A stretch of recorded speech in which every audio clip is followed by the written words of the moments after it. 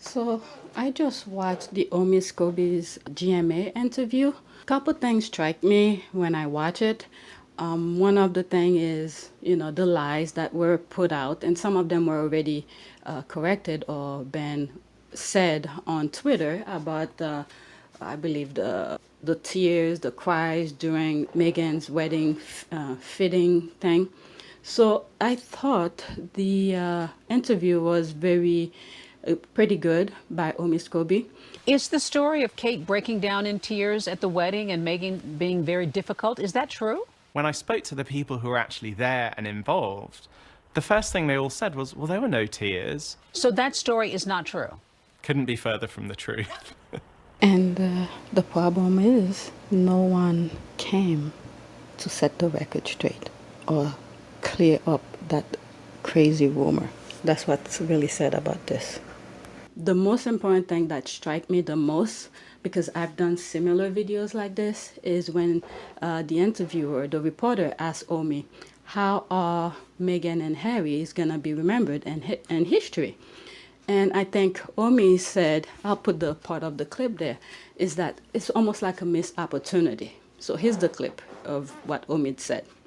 How are Meghan and Harry going to be remembered in history? History will remember them as a couple that were perhaps failed by the institution of the monarchy, where there was this chance to have a woman of colour, an American woman of colour in the House of Windsor, representing the monarchy just as much as her husband. That was a chance for the royal family to have diversity, inclusivity and representation in a way that no other moment in their lives could have brought. And for them to not have harnessed that is something that I'm sure historians will be looking at for years to come.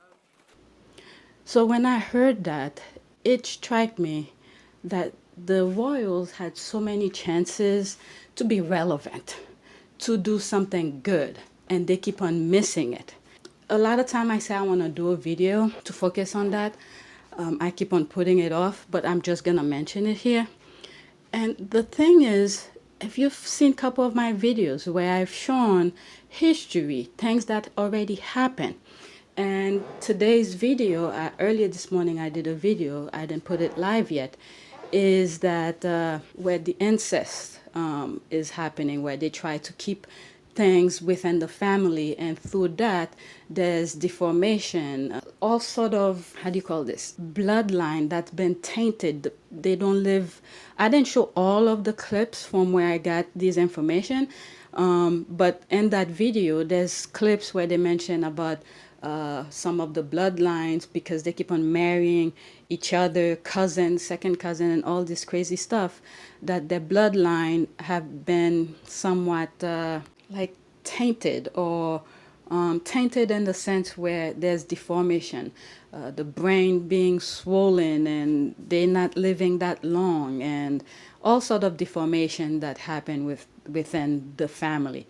And that trying to keep power within a family. Ferdinand I of Austria liked to roll around in the trash can. A descendant of Joanna of Castile, Ferdinand I of Austria was born in 1793 to double first cousins, Emperor Franz II and Marie Therese. Ferdinand was born with hydrocephaly, another condition that was common to the Habsburgs. Hydrocephaly, or water on the brain, causes pressure on the sensitive tissue and leads to brain damage. He also had the infamous Habsburg jaw and epilepsy. Despite Ferdinand's feebleness, the king insisted on him being the heir to the throne to continue the royal bloodline and principles of the monarchy's succession.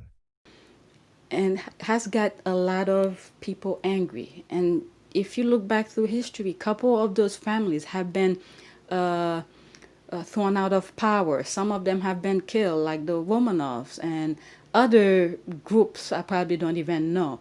So the royal family right now, because there's not too many of them existed. There's what? Monaco, the one in Sweden, I believe. I think there's like 5 or 10 left.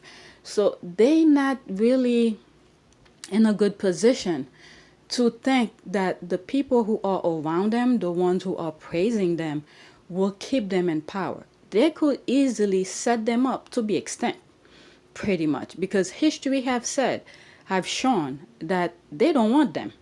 So if they think they teaming up whoever is putting Meghan down and Harry down and stuff, yes, they probably don't like them due to especially Meghan due to her color and stuff like that.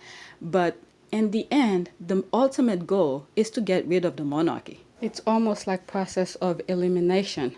They'll team up with you, which is the royal family who has power, put them on a pedestal, help them get rid of the lesser breed, lesser race, mixed breed. And then once they get this group of masses out of the way, then who's going to stand up with the royals? They will be left with few of their kind. And then those who want to control, who wants to rule the world, pretty much they'll go after the royals. That's the way I see it. In my humble opinion, that's my opinion. That's what I see might be going on. Okay, they don't want that. Based on history, I'm not saying this is what I want. I really don't care because I try to mind my own business. I just say things just to show things that's happening. But other than that, I really don't care if they exist or not. But them who are the royals, who are into popularity or into power, they want praise all the time. But the people who are around them and stuff like that, in the long run, they'll see. But Queen Elizabeth and her husband, which they are cousin apparently, once they're done, the others better be careful. That's all I gotta say. But all in all, the Omid Scobie interview was pretty good. I think he did well, and he shed some light to stuff we already know, but to the vast who keep on, because the royal voters keep on putting lies out saying that Meghan and Harry were involved in the book, but Omid being out there in public television, especially in the U.S., to shed some light to some of the people who probably were only hearing from the UK side media, where they were pretty much spilling lies and stuff like that. Why so abruptly? Why couldn't they have done this in a way that was a little more deliberate and, in some minds, maybe more respectful? They had no choice other than to leave because they both knew that it wasn't going to continue should they just carry on as they were. Omid Scobie says he's hoping his new book, Finding Freedom, will finally offer a true picture of the Duke and Duchess of Sussex. The book seems to tell their story almost in their voices. Did they give their approval? Did they somehow weigh in? I know there's a lot of speculation about the couple having sort of given secret interviews for the book and having weighed in, but it really couldn't be further from the truth. The book he co-authored, he says, is based on 100 interviews with those who know Harry and Meghan best, close friends, and even Buckingham Palace aides. So, yeah. You know, one of the things that came to mind right after I finished the other clip is the book is written by two people, Omid Scobie and this other lady. How come it's only Omid that I'm hearing, even on social media? He's the only one who's tweeting about the book, and he's the only one who's doing the interview. What happened to the other co-author? I'm just curious. Does anybody know? Yeah, I think Omid did pretty well in this interview. I'll try to, I don't know if I should show all of or just part of it. I guess I'll only show some part of the interview. It was pretty interesting. So that's it. Please take a moment to like, share, and subscribe. Thanks for watching.